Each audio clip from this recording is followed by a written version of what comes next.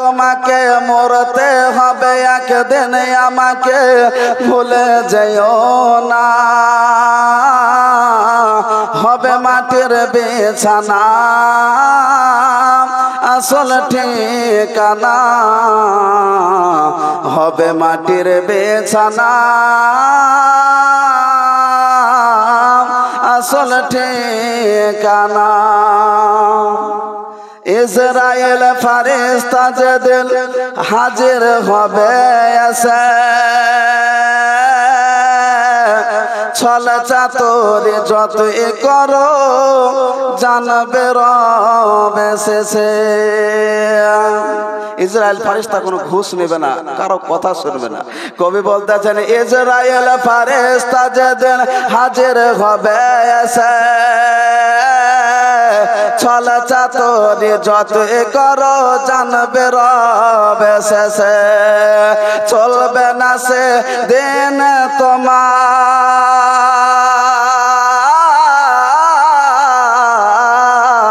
চলবে না সে দিন তোমার, চলবে না সে দিন আমার কোনো বাহানা। ভুলে যেও না আসল ঠিকানা, ভুলে যেও না আসল ঠিকানা। কবি বলতেছে যখন তুমি এসেছিলে এই নাসাদের ভবে,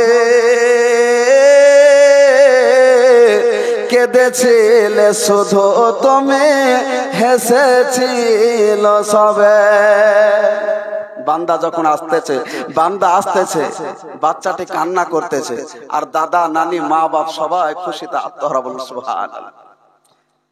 যখন তুমি এসেছিলে এই নাসাদের ভবে, কেঁদেছিলে শুধু তুমি, হেসেছিল সবে। যাওয়ার কালে হাসবে তুমি,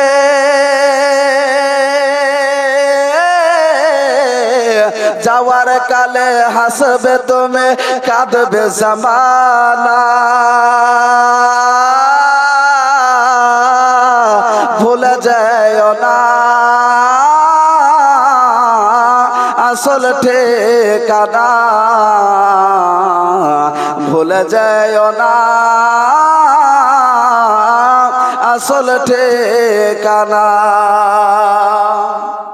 কাঁদবে মাতা, কাঁদবে পিতা, কাঁদবে ভাই বোন,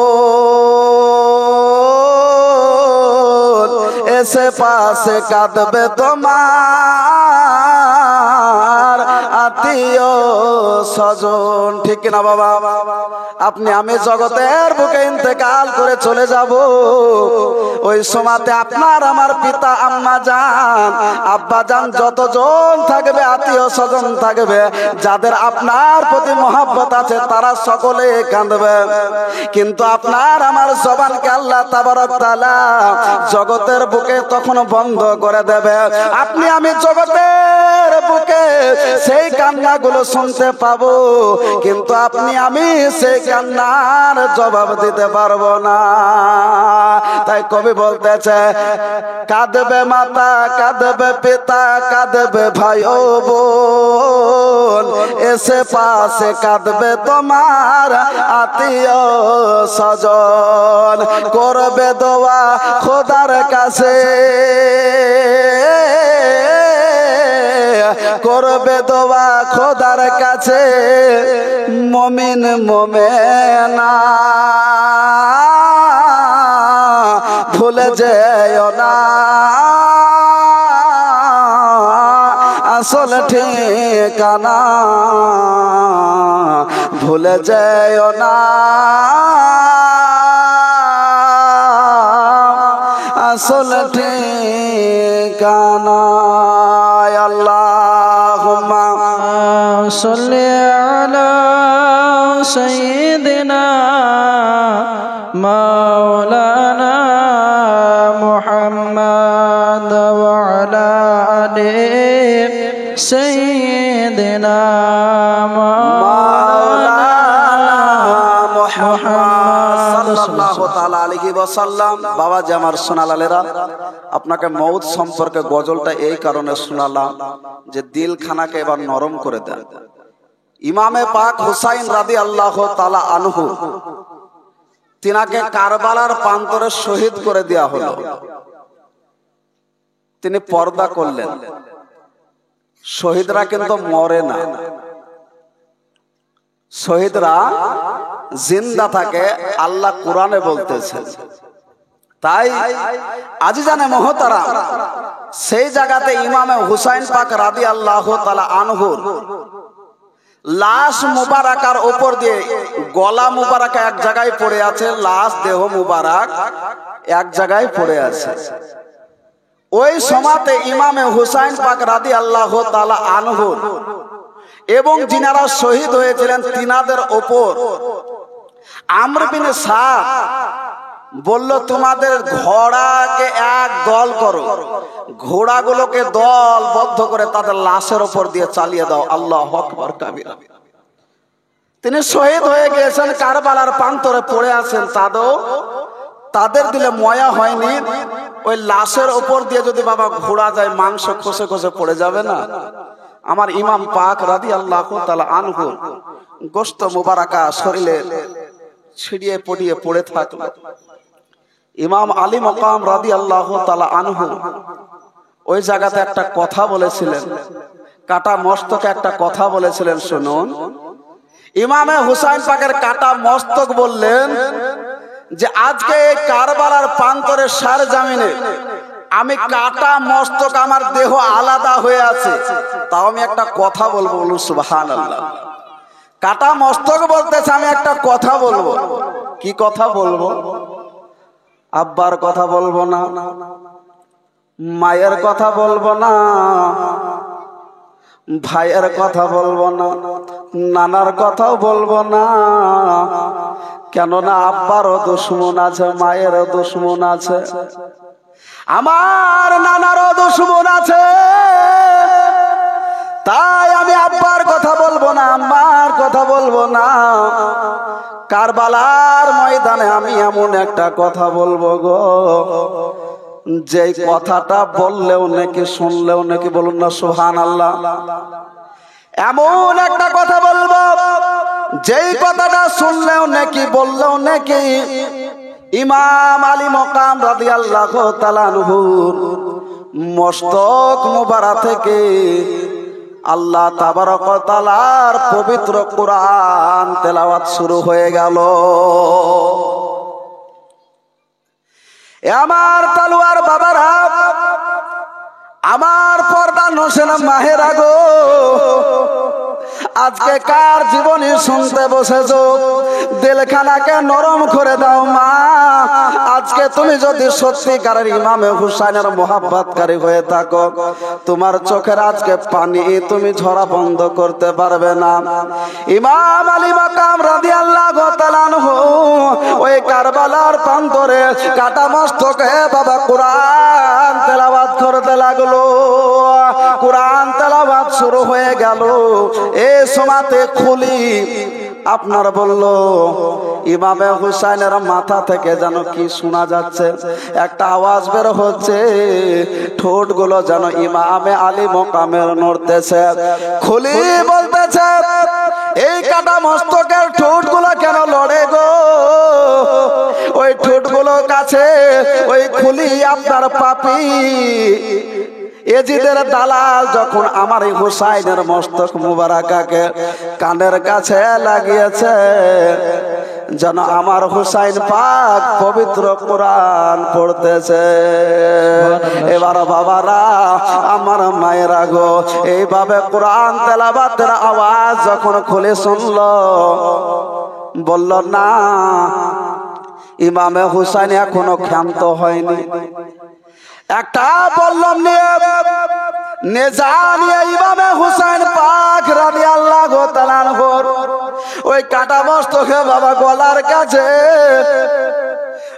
আপনার বল্লমটা আপনার গেথা দিয়ে ইমামে হুসাইন পাকের মাথা মুবারক খানাকে নিয়ে চলতে শুরু হয়ে গেল। ইমাম আলী মাকামের মস্তক খানা নিয়ে চলে গেল। এইদিকে আপনার আমার ইমামে হুসাইন পাকের বোন, জিনার নাম হলো হাজরাতে আপনার মা জাইনাব রাদিয়াল্লাহু তাআলা আনহা। মা জাইনাব রাদিয়াল্লাহু তাআলা আনহা এই কারবালার ঘটনা তিনি স্বচক্ষে দেখেছিলেন। হযরতে মা জাইনাব রাদিয়াল্লাহু তাআলা আনহা কারবালার যুদ্ধ সমাপ্ত হয়ে গেল, শহীদ হয়ে গেল, মাথা মুবারক খানাকে নিয়ে চলে গেল। এইদিকে হযরতে জাইনাব রাদিয়াল্লাহু তাআলা আনহা দেখতেছে আর আমর বিন সাদ বলতেছে কারবালার প্রান্তরে ঘটনা শেষ হলো, কিন্তু এ খুলি এ সীমার আজকে ইমামে হুসাইন যাদেরকে নিয়ে এসেছিল তারা তো খিমাতে এখনো অবস্থিত আছে। এদেরকে খিমাতে রাখা যাবে না। চলো আজকে খিমাগুলোকে পুড়িয়ে দেব, খিমাগুলোকে জ্বালিয়ে দেব।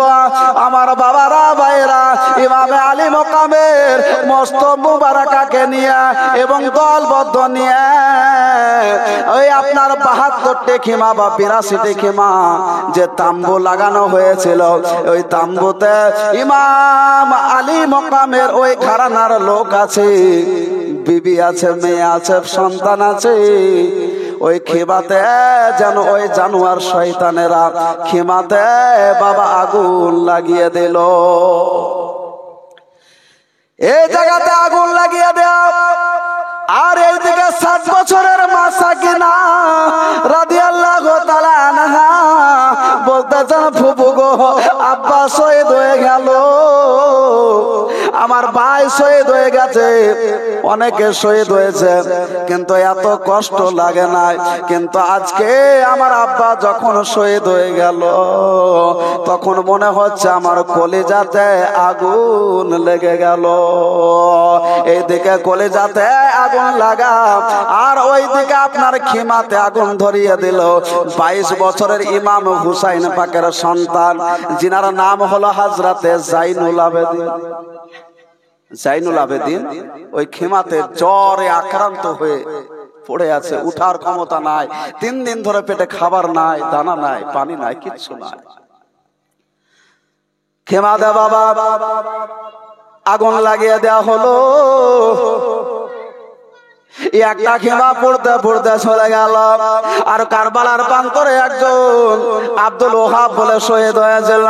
তার মা বলল, এই দেখো ওগো জাইনাব শোনা, এই দেখো শাহরবানু শোনা, এই দেখো আমার বিন সাদ এসেছে, আমাদের খিমাতে আগুন লাগিয়ে দিয়েছে রে মা, চলো চলো খিমা থেকে সবাই বেরিয়ে চলো। এবার খিমা থেকে বের হয়ে যাবে। এবার মা শাহরবানু বলতেছে, ওগো ফুফুজান, আমি খিমা থেকে তো চলে যাব, কিন্তু খিমার মধ্যে আমার 22 বছরের জাইনুল আবেদিন পড়ে আছে। জাইনুল আবেদিন তো নিজে উঠতে পারবে না। এবারে শাহরবানু মা জাইনাব রাদিয়াল্লাহু তাআলা আনহা সবাই মিলে যেন জাইনুল আবেদিনকে যেন আপনার ধরে একজন মাথার দিকে এবং পায়ের দিকে ধরে জাইনুল আবেদিনকে খিমা থেকে বের করে নিয়ে এলো। এই দিকে বাবা জাইনুল আবেদিনকে বের করা হলো। আর ওই দিকে 7 বছরের মা সাকিনা যেন আপনার এই খিমা পড়ে ওই খিমাতে যায়, আর একটা খিমা চলে পড়ে চারকার হয়ে যায়, আর একটা খিমাতে যায়। এই খিমা থেকে বের হতে হতে যেন আপনার তিরপাল গুলো পড়ে, আপনার তাম্বু গুলো পড়ে আমার মা সাকিনার গায়ে পড়ে গেল। হায়রে জ্বালা, মা সাকিনা রাদিয়াল্লাহু তাআলা আনহা এক এক করে খিমা পার হতে হতে যখন দেখলো 72টা খিমার মধ্যে আর একটা খিমাও নাই, ওই সময়তে মা সাকিনা এক জায়গাতে বাইরে যেন দাঁড়িয়ে আছে।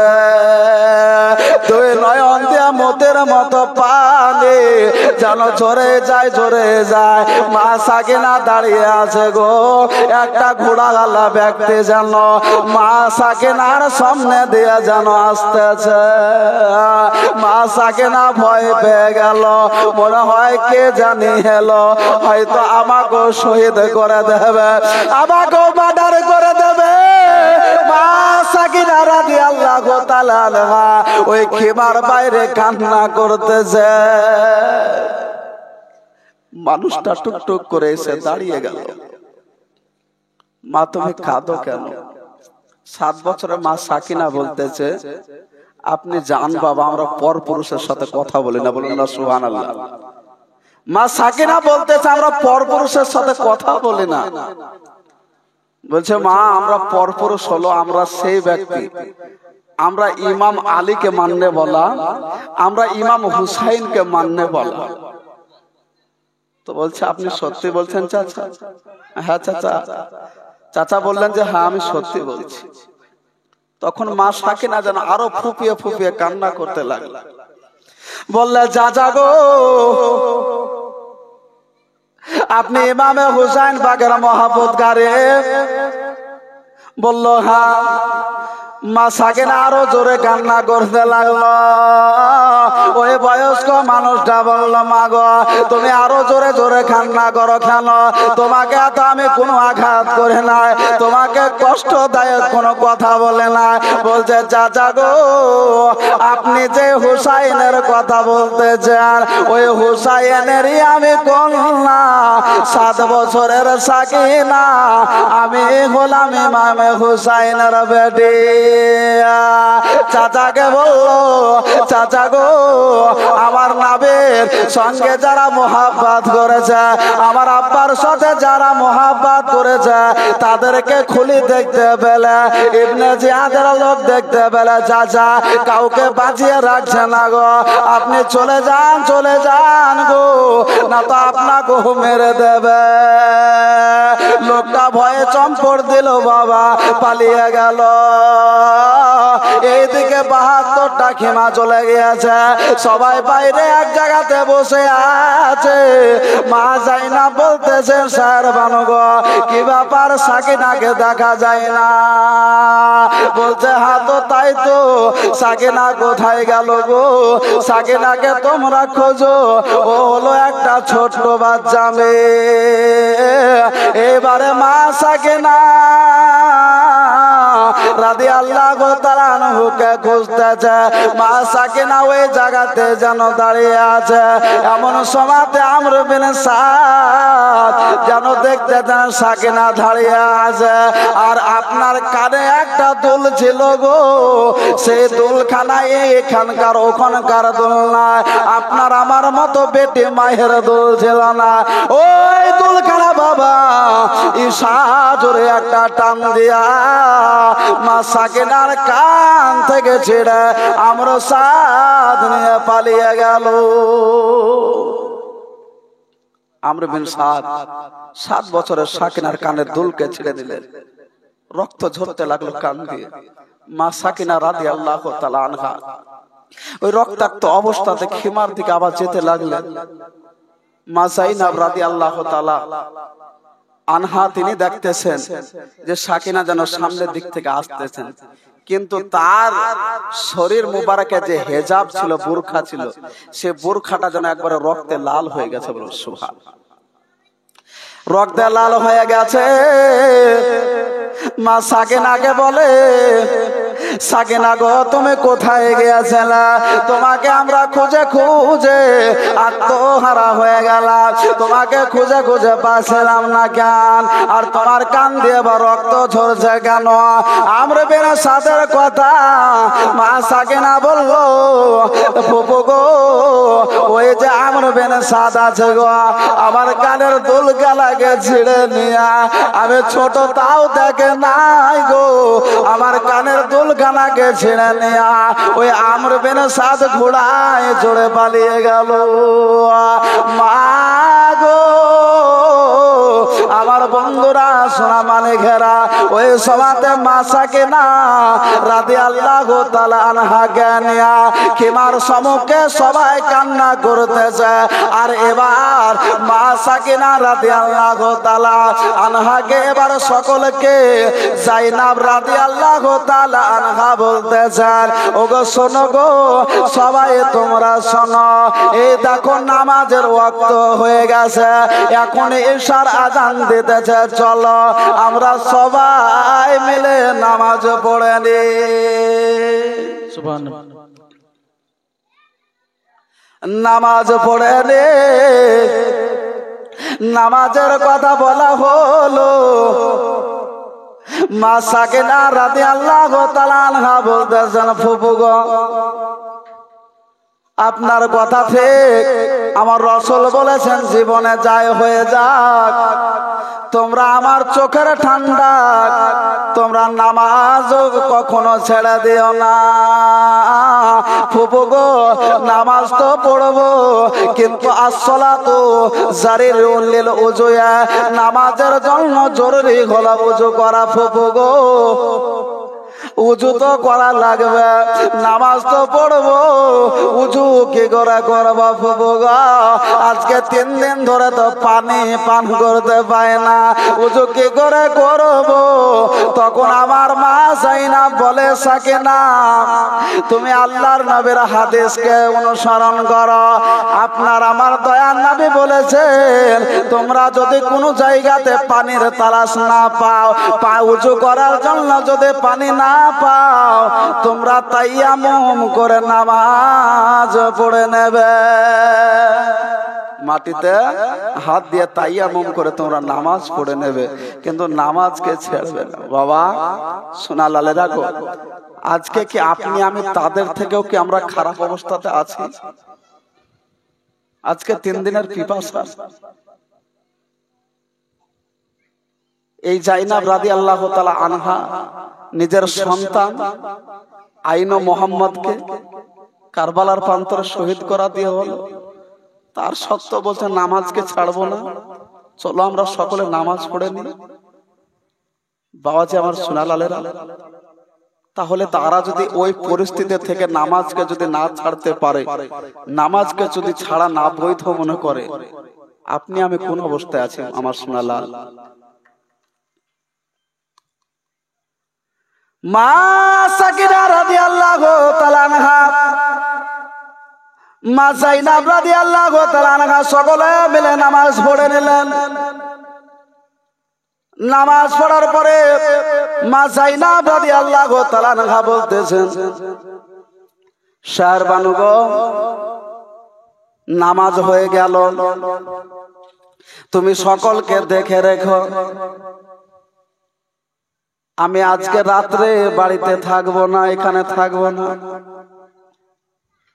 তখন শাহরবানু বলল, জাইনাব কেন, কোথায় যাবা? বলল, শাহরবানু ভাবি গো, আমি আমার ভাইকে কথা দিয়েছিলাম, যদি তিনার শহীদের পরে আমি জিন্দা থাকি গো, আমার ভাই পড়ে থাকবে, আর রাত্রি বেলাতে গিয়ে আমায় আমার ভাইয়ের লাশখানাকে জোগাবো। বলুন সুবহানাল্লাহ। রাত্রি বেলাতে ওই কারবালার প্রান্তরে আমার ভাইয়ের লাশখানা পড়ে থাকবে, আমি রাত্রি বেলাতে গিয়ে পাহারা দেব। তাই শাহরবানু তুমি সকলকে সামলে রেখো, আমাকে আমার আব্বা জানের তালোয়ার খানা দাও, আমি তালোয়ার খানাকে নিয়া আমি আমার ভাই জানের লাশখানা পাহারা দেব।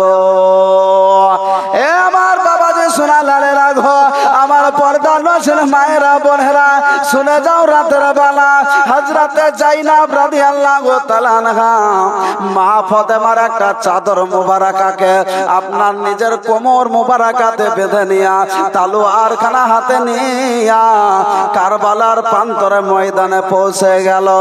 অনেকগুলো লাশ পড়ে আছে।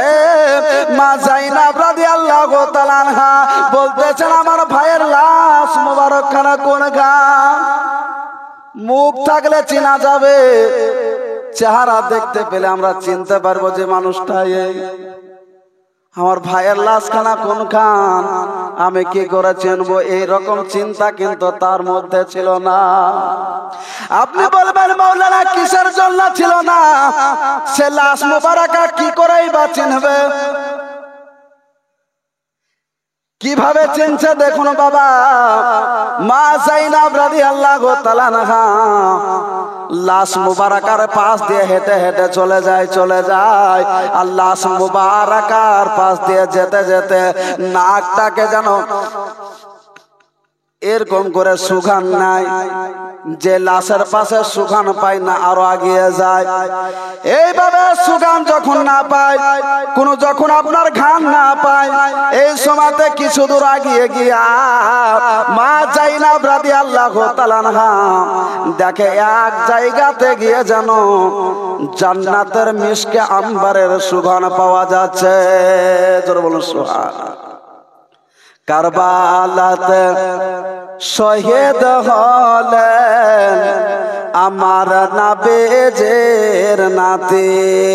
কারবালাতে শহীদ হলেন আমার নবীজির নাতি। মা ফাতেমার নয়ন মনি, মা ফাতেমার নয়ন মনি, ইসলামের ছাতি আমার নবীজির নাতি। কারবালাতে শহীদ হলেন আমার নবীজির নাতি। এ বাবা রাত্রি বেলায় রওজার ধারে আমার হোসেন বলেন নবীজিকে, কারবালার ওই মোড়র পরে আমার হোসেন বলেন নবীজিকে, কারবালাতে যাচ্ছি চলে নানা, কারবালাতে যাচ্ছি চলে নানা, জ্বালাতে ইসলামের বাতি আমার নবীজির নাতি।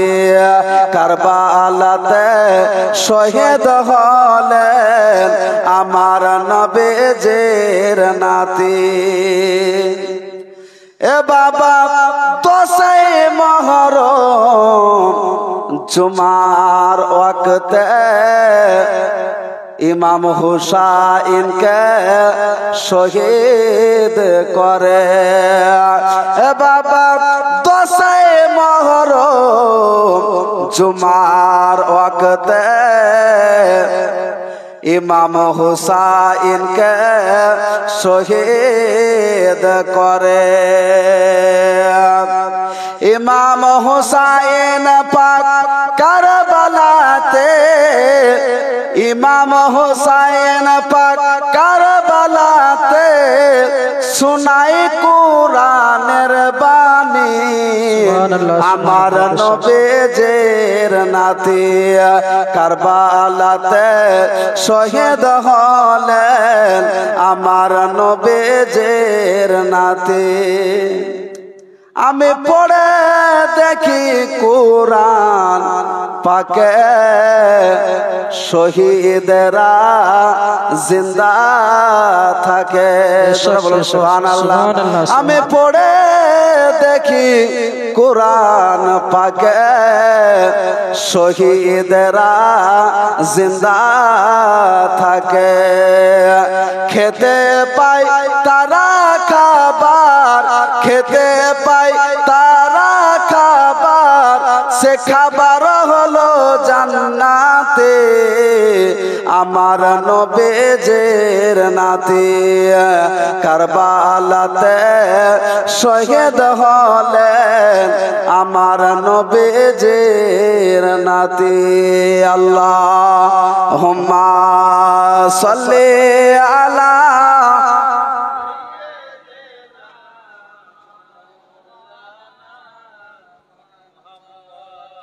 ওয়ালা আলে সাইয়্যিদিনা মাওলানা মুহাম্মদ সাল্লাল্লাহু তাআলা আলাইহি ওয়াসাল্লাম। বাবারা আমার ভাইরা, এবারে হযরতে মা যায়েনব রাদিয়াল্লাহু তাআলা আনহা ভাইজানের লাশকে খুঁজে পেয়ে নিল। এবারে ওই জায়গাতে আপনার মা যায়েনব বসে গেলেন, আর বসে গিয়া তিনি মনে মনে চিন্তা করতে লাগলেন যে এই জায়গাতে আমি একজন মহিলা বসে থাকবো, কিন্তু আমাকে ভয় পেলে চলবে না। তার কারণ আমি যদি ভয় করে নে, আমি শেরের বিটি কি করে হলাম, আমি হায়দারে কাররারের মেয়ে কি করে হলাম। তাই হযরতে মা যায়েনব রাদিয়াল্লাহু তাআলা আনহা নিজের তলোয়ার খানাকে নিয়ে ওই জায়গাতে যেন বসে গেলেন।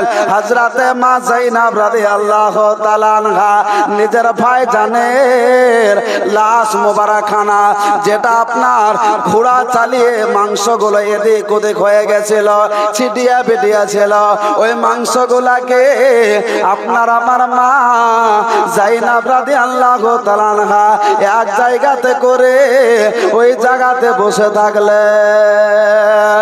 এবার মা গো যায়েনব রাদিয়াল্লাহু তাআলা আনহা তিনি আওয়াজ শুনতে পেয়েছেন, যেন একটা একটা ঘোড়ার যেন দল আসতেছে, যেন খুব প্রচন্ড আওয়াজ হচ্ছে। মা যায়েনব রাদিয়াল্লাহু তাআলা আনহা বলতেছেন, মনে হয় ইবনে জিয়াদের লোক আসতেছে, মনে হয় এজিদের লোক আসতেছে। আমি ও ফাতেমার লাল, আমি আপনার শেরে খোদার বেটি, যদি আমাকে কেউ কতল করতে আসে আমি ও তলোয়ার চালিয়ে দেব।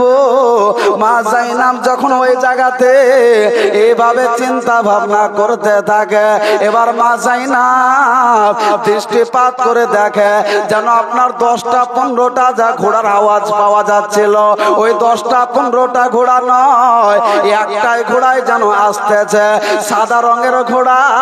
ওই সাদা রঙের ঘোড়ার উপর একটা ধবধবে সাদা জুব্বা পরা ব্যক্তি সবুজ রঙের পাগড়ি মাথায় পরে মা যায়েনব রাদিয়াল্লাহু তাআলা আনহার কাছে উপস্থিত হচ্ছেন।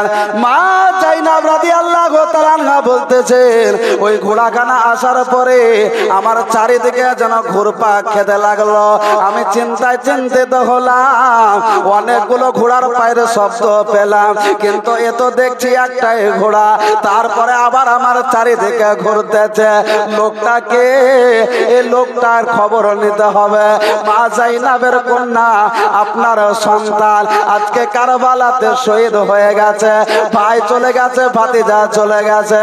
এই সময়তে মা যায়েনব বলতেছেন, ওগো ঘোড়া সরকারি ব্যক্তি, আপনি কে আমি জানি না, কিন্তু আমি এত দুঃখতে আছি, এত কষ্টতে আছি, এই ঘোড়ার পায়ের শব্দ আমি যায়েনব আর সহ্য করতে পারি না। আপনি একটু দাঁড়িয়ে যান, আর আপনি কিসের জন্য এসেছে বলো। আর মা যায়েনবের কাছে ওই ঘোড়াকে তো ব্যক্তি আপনারা দাঁড়িয়ে গেল, আর ঘোড়া থেকে দাঁড়িয়ে গিয়া ওই জায়গাতে নেমে গেল আমার নবী পাক সাহেবে লাউলাকে সাল্লাল্লাহু তাআলা আলাইহি ওয়াসাল্লামের আপনার লাডলা যায়েনবের সামনে ওই ব্যক্তি জানে ক্রন্দন করতে লাগলো।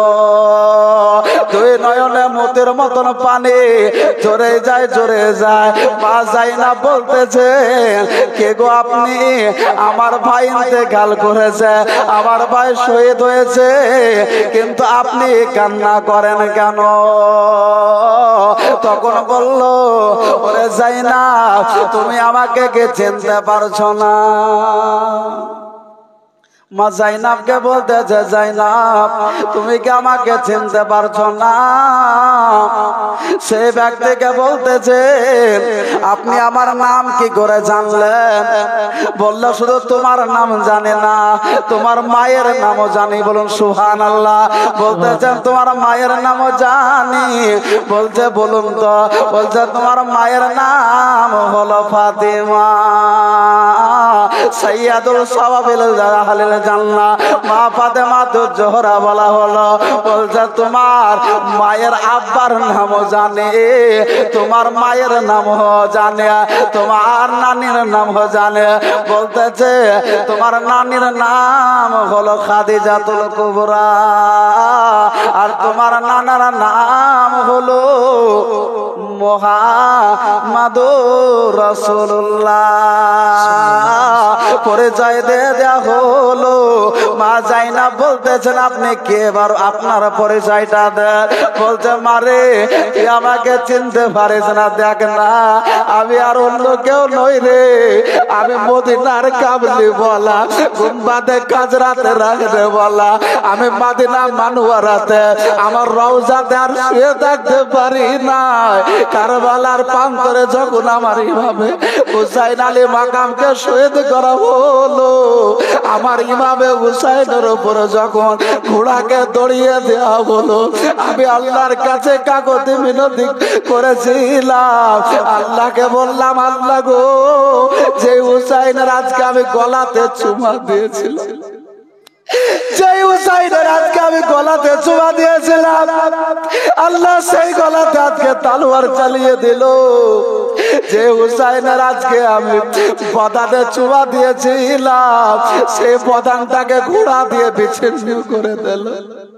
মা জাইনাব রে, আমি আর অন্য কেউ নয়, আমি হলাম তোর নানা নবী মুস্তাফা। আমার নবী মুস্তাফা কারবালার প্রান্তরে এসে মা জাইনাবকে বললেন, জাইনাব যতক্ষণ জিন্দা থাকবি রে, আমার হুসাইনকে তুই মা পাহারা দিয়ে থাকি। মা জাইনাব কারবালার প্রান্তরে নিজের তলোয়ার কানাকে নিয়া ওই জায়গাতে পাহারা দিতে দিতে রাত্রে কানা কেটে গেল। মা জাইনাব রাদিয়াল্লাহু তাআলা আনহা এবার ভাইজানকে বলতেছেন, ভাই গো আপনাকে কথা দিয়েছিলাম আপনার লাশ মুবারক আমি পাহারা দেব। এই দেখেন ফজরের রক্ত হয়ে গেল, নামাজ পড়তে হবে ভাই, নামাজ পড়বো আর সকাল হয়ে যাবে জানে না। ওই এজিদের দলের আমর বিন সাদেরা আবার যেন কি করবে। তাই বলল ভাই আপনি থাকেন গো, আল্লাহ যদি আমাকে বাঁচিয়ে রাখে আর আল্লাহ যদি আমাকে তৌফিক এনায়েত করে, আমি কালকে রাত্রে বেলাতে এসে আমি আবার আপনার লাশ মুবারাকা পাহারা দেব। নসিবে আর বাবা জুটলো না। এইবারে বাবা ঘটনা অনেক বড় আছে, কেটে বলে দিচ্ছে আমর বিন সাদ গো, আপনার আমার আলী মকামের ঘরানাকে, আমার নাবের ঘরানাকে আপনার খিমা পড়িয়ে ক্ষান্ত হয় নাই, সকলকে আপনার জিনজির দিয়ে হাত কানাকে বেঁধে দিল। আর ওই আমার আহলে বায়াতের মাকে, আমার বোনেরাকে গো ওই অবস্থাতে আপনার ঘোড়ার উপরে চাপিয়ে আপনার ইবনে জিয়াদের দরবারে যাওয়ার জন্য রওনা হয়ে গেল।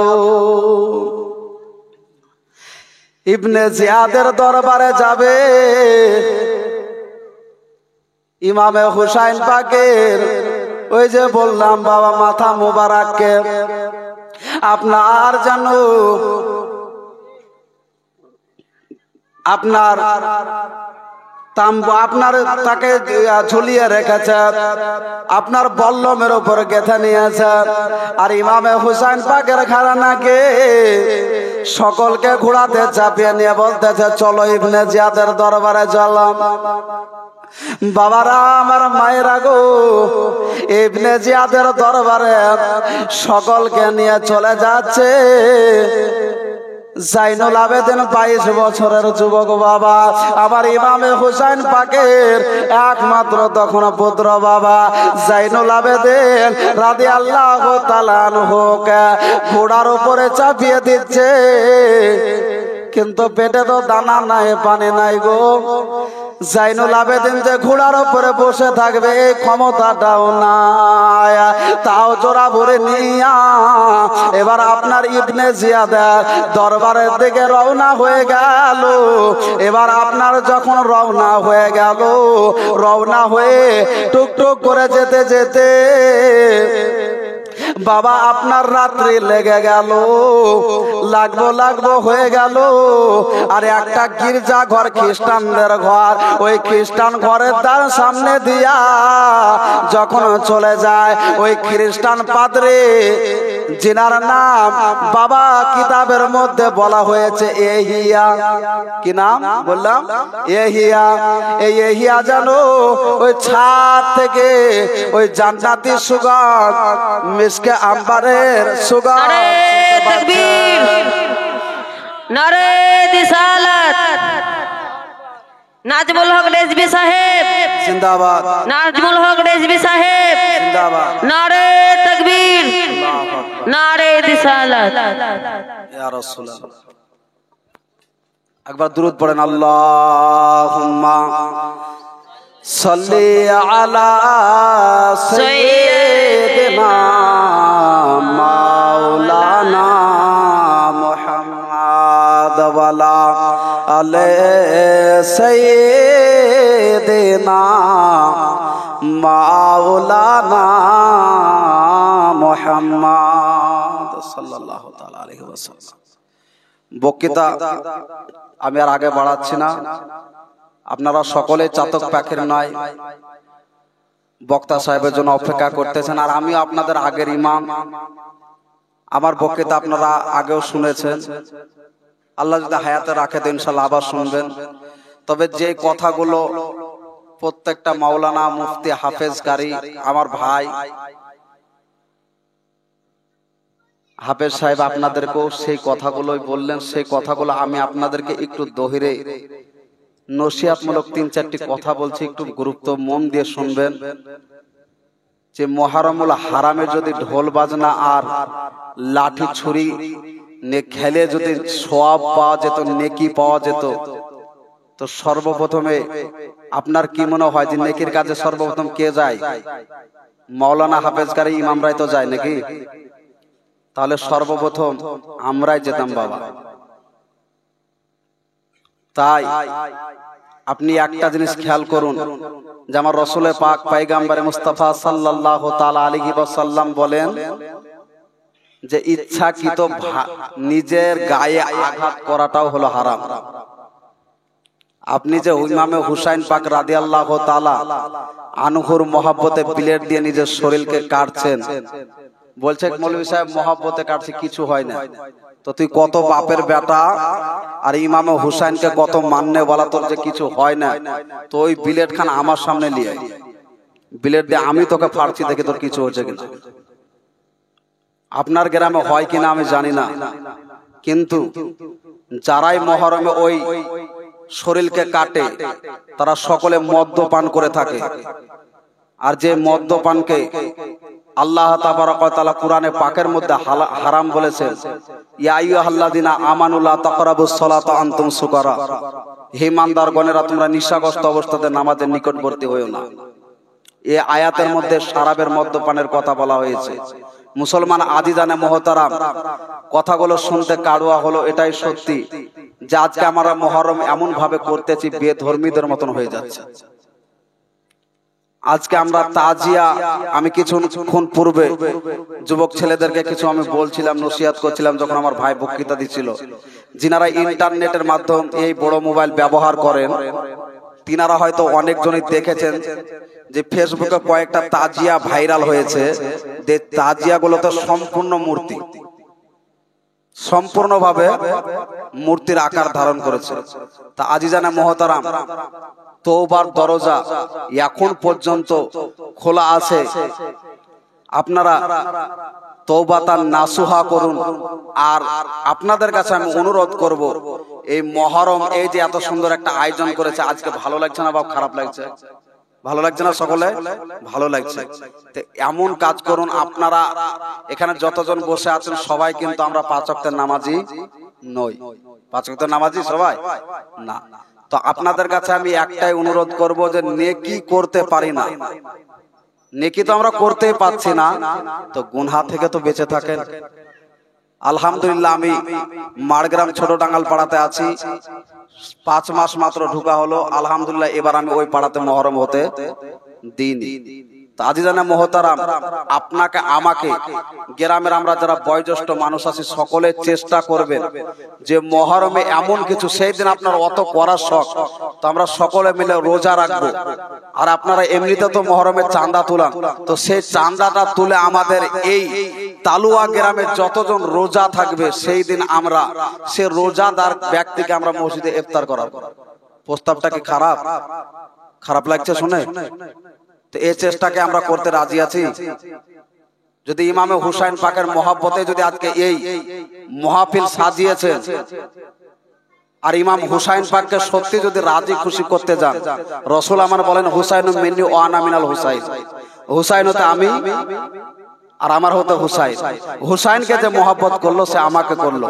তাই এখানে আজকে স্টেজে আজকে আজিজানা মোহতারাম প্রোগ্রাম জলসা মিলাদ অনেক হচ্ছে, কিন্তু মানুষের পরিবর্তন না। আমি ওটাই সাকসেস মনে করি যেই মাহফিল থেকে যদি 2 জন ব্যক্তি বা 1 জন ব্যক্তিও পরিবর্তন হয়, সেই মাহফিলকে আমি আল্লাহর কাছে কবুলিয়াত মনে করি, নচেত নয়।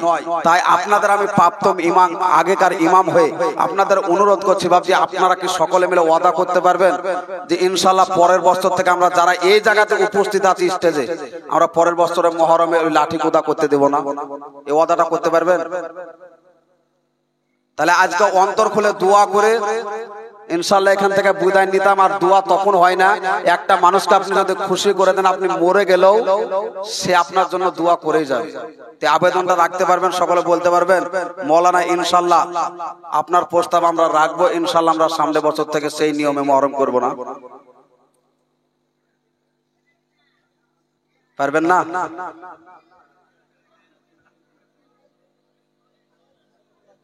হায় আফসোস, আল্লাহ তাবারক তাআলা আপনাদের সকলকে হেদায়েত দান করুক। ইংরেজ যেমন চলে গেছে, আমরা ইংরেজি বলা ছাড়িনি, ইংরেজের দালাল হয়ে অনেকজন আছি। আমার কাড়ুয়া কথা আমি এই মসজিদের থেকে যে আপনারা জানেন, যারা মহরমের পক্ষে আপনাকে আমি লাস্ট রায় দিচ্ছি, যারা মহরমের করে বা মহরমের সাপোর্ট করে, মহরমের পক্ষে থেকে কাজ করে, তারা হুসাইনের বংশের, হুসাইনকে মোহাম্মত করনে ওয়ালা কুলি দুলি হতে পারে না।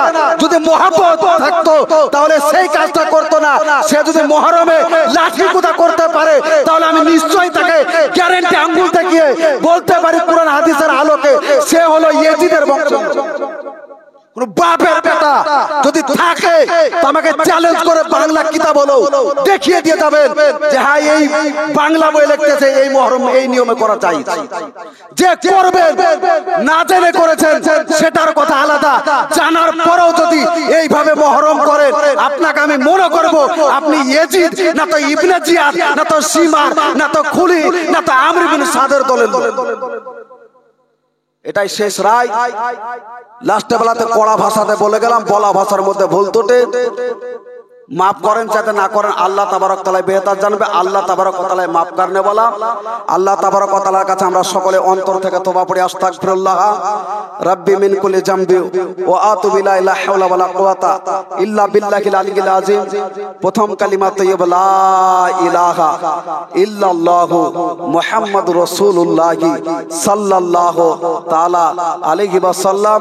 আসসালামু আলাইকুম ওয়া রাহমাতুল্লাহি ওয়া বারাকাতুহু।